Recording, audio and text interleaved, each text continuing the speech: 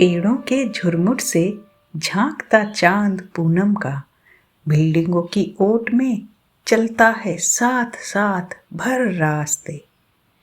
पेड़ों के झुरमुट से झांकता चांद पूनम का बिल्डिंगों की ओट में चलता है साथ साथ भर रास्ते। पहुंचा के घर सुस्ताता है, पहुंचा के घर सुस्ताता है, टंग जाता है बाहर खिड़की के आसमान में। हौले से खिसक लेता है, हौले से खिसक लेता है बत्तियों के गुल होने और नींद के पसर जाने के बाद। जैसे किसी बच्चे को थपकी दे दे सुला देना और बनाकर तकियों की बाड़ हौले से उठ जाना, करने को छूटे काम।